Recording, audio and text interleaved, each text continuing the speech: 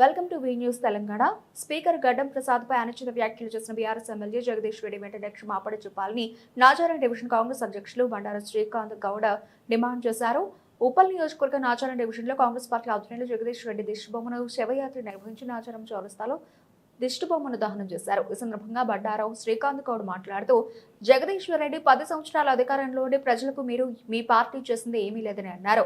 అధికారం పోయిందని బీఆర్ఎస్ నాయకులు జీర్ణించుకోలేక తెలంగాణలో ప్రజాపాలన ఓర్వలేక కాంగ్రెస్ నాయకులపై అనుచిత వ్యాఖ్యలు చేస్తున్నారు. జగదీష్ రెడ్డి వెంటనే స్పీకర్ కు క్షమాపణ చెప్పాలి, లేదంటే తెలంగాణలో తిరగనివ్వమని హెచ్చరించారు. ఈ కార్యక్రమం చేయవలసిన సందర్భం ఏమంటే 10 ఏళ్ళు పాలన చేసిన టీఆర్ఎస్ నాయకుడు మంత్రి ఈరోజు ఒక స్పీకర్ అంటే పిల్లలకు గురువుల ఇంట్లో ఒక తల్లిదండ్రులలాగా ఉండే వ్యక్తి ఒక అసెంబ్లీలో ఉన్నాడు. అతనికి ఎంతో గౌరవిస్తారు, అతనికి ఎంతో మనం విలువలు ఇస్తాము. అటువంటి వారిని పట్టుకొని ఆయన నోటుకు వచ్చినట్లు దుర్భాషలు ఆడడం అనేది కరెక్ట్ కాదు. వేలాది కోట్లు సంపాదించుకున్న జగదీశ్వర్ రెడ్డి ఏ స్థాయి నుండి ఏ స్థాయికి వచ్చినాడో ఆలోచించుకో. నిన్ను మా ముఖ్యమంత్రి గారు తలుచుకుంటే 3 నిమిషాలు కాదు, నీ దగ్గర ఉండేటివన్నీ కూడా చెవులు పిండి నీ దగ్గర వసూలు చేసి లోపల వేసిచ్చే శక్తి సామర్థ్యం ఉన్నా కూడా మేము అటువంటి పాలిద్దాన్ని పాల్పడకన్నా ప్రజాసేవల్లో ప్రజలకు న్యాయం జరగాలి, ప్రజల్లో మనం ఉండాలనే ఆలోచనతో మా ముఖ్యమంత్రి రేవంత్ రెడ్డి గారు పోతున్నారు. కాబట్టి మీరు అందరూ కూడా ఈ పొద్దు బయటపడి గడ్డం తిరుగుతున్నారు, రోడ్ల మీద తిరుగుతున్నారంటే వాయిన సెలవ వాయిన దీవెన ఉందనుకొని మీరు బతకండి బిడ్డలారా. మీరు నోటుకొచ్చినట్లు మాట్లాడినారంటే మీ దొంగతనాలు, దొంగ దోపిడీ చేసిన డబ్బు ధనము అన్నీ కూడా బయటకు లాగాల్సి వస్తుంది. జాగ్రత్తగా నోరు అదుపులో పెట్టుకొని గౌరవించి మాట్లాడండి. ఇది ఖబర్దార్ జగదీశ్వర్ రెడ్డి, ఖబర్దార్ జగదీష్ రెడ్డి. జై.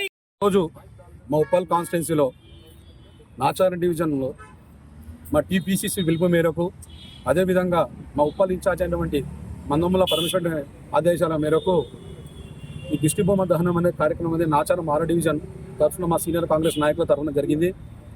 కావున జగదీశ్వర్ రెడ్డి ఏదైతే స్పీకర్పై చేసిన ప్రచారం ఏదైతే ఉందో నిజంగా తీవ్రంగా మేము ఖండిస్తున్నాం. ఎందుకంటే స్పీకర్ అనే పదవి ఎంతో గౌరవమైన పదవి, ప్రజాస్వామ్యంలో రాజకీయంలో ఎంతో విలువలు కూడుకున్న పదవి. కాబట్టి 10 ఏళ్ళు చేసిన జగదీశ్వర్ రెడ్డి నువ్వు ఒక మంత్రిగా చేసినావు, 10 ఏళ్ళు శాసనసభ్యుడు చేసినావు, ఇంత అయినా మనకు గౌరవం లేదా? మీకు అంత అహంకారం ఎందుకు? మీకు 10 ఏళ్ళు ప్రజలు మీకు కూడా ఇచ్చారు కదా. మీకు అధికారం పోయిందని కేవలం ఒక కోపంతో మీరు ఏమేం చేస్తారో ఏమో మీకు అర్థమవుతుందా? ఆయన ఉన్న స్థానం ఏంది? ఒక గౌరవప్రదమైన స్థానం. రాష్ట్రానికి అక్కడి నుంచే దశ నిర్దేశించు. మీకు రాష్ట్రం పట్ల ఏమన్నా మంచి కార్యక్రమాలు చేసి చెప్పాలి, కానీ నువ్వు ఒక స్పీకర్ను పట్టుకొని ఇష్టం ఉన్నట్టు మాట్లాడితే మాత్రం ఖబర్దార్ జగదీశ్వర్ రెడ్డి. భవిష్యత్తులో ఇలాంటిది ఇంకా చాలా తీవ్రంగా ఉంటుంది.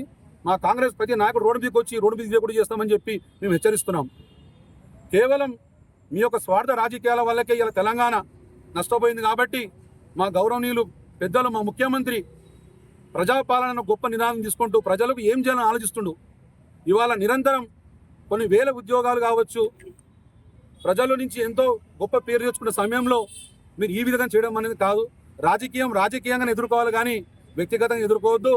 మీరు అన్న మాట ఏదైనా తక్షణమే వెంట తీసుకొని క్షమాపణ చెప్పాలని చెప్పి సందర్భంగా తెలుస్తూ ఖబర్దార్ జగదీశ్వర్ రెడ్డి ఇలాంటివి వ్యాఖ్యలు కానీ చేసినామంటే మేమందరం సైనికులకు వచ్చి నేను రోడ్డు మీద కూడా చేస్తామని చెప్పి మేము హెచ్చరిస్తున్నాం. మొన్న 13వ తారీఖు రోజు అసెంబ్లీలో జగదీశ్వర్ రెడ్డి గారు అనుచిత వ్యాఖ్యలు చేయడం వల్ల అతన్ని ఈ సెషన్స్ వరకు సస్పెండ్ చేయడం జరిగింది. అతను తప్పు మాట్లాడినప్పుడు బీఆర్ఎస్ నాయకులు స్పీకర్ క్షమాపణ చెప్పు అని చెప్తే ఒకటి అది అక్కడి వరకు ఆగిపోయేటువంటి సమస్య.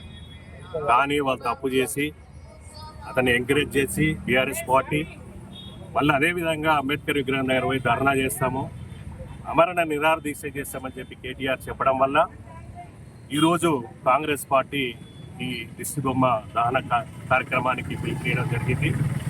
ఏదేమైనా మీరు గమనిస్తూ ఉన్నారు, కాంగ్రెస్ పార్టీ వచ్చిన తర్వాత అసెంబ్లీ ఏ రకంగా నడుస్తూ ఉన్నారు.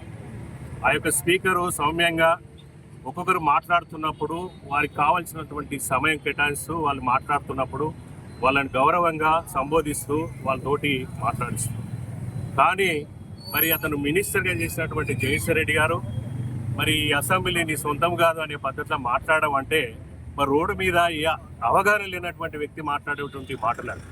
అసెంబ్లీ ఎవరి సొంతం కాదు, ఆయన ఒక స్పీకర్ అక్కడ అధ్యక్ష స్థానంలో ఉన్నాడు, ఆయన అనుమతి లేకుండా మాట్లాడవద్దు, ఆయన ఇచ్చినటువంటి పర్మిషన్ ప్రకారం నువ్వు అక్కడ వ్యవహరించాలి. కానీ ఆ సీటు గౌరవించకుండా నీ సొంతమా అని చెప్పేసి మాట్లాడుతూ తనకి ఇష్టం వచ్చినట్టు ఒక రోడ్డు మీద రౌడీలాగా బిహేవ్ చేస్తే ఆ బిహేవ్ని మరి బీఆర్ఎస్ పార్టీ సమర్థించడం అనేది ఎంత శోచనీయం ఒకసారి ఆలోచించాలి. ఈ ఒక్కటే విషయంలో కాదు, గతంలో కౌశిక్ రెడ్డి కూడా గత అసెంబ్లీ సెషన్స్లో కూడా ఈ రకంగానే ప్రవర్తించాడు.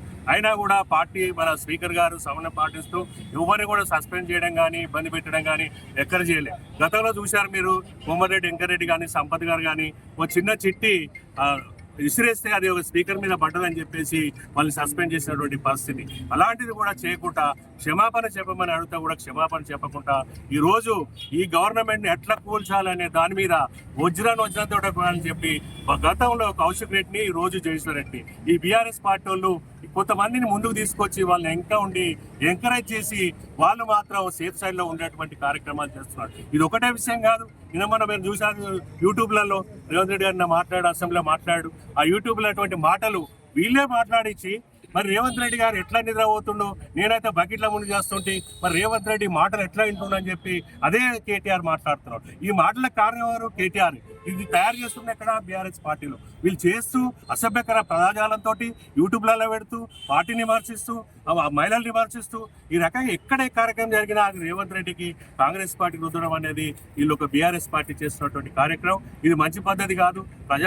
ప్రజాస్వామ్యంలో ఉన్నప్పుడు ప్రజాస్వామ్యబద్ధంగా విమర్శించాలి, తప్పులుంటే ఎత్తి చూపాలి, మరి ప్రజలకు ఉపయోగపడే పనులు చేయాలి తప్ప ఈ చిల్లర వల్ల వేషాలు చేసి పబ్లిక్లలో చులకన కావద్దని చెప్పేసి ఈ బీఆర్ఎస్ నాయకులకు నేను తెలియజేస్తాను.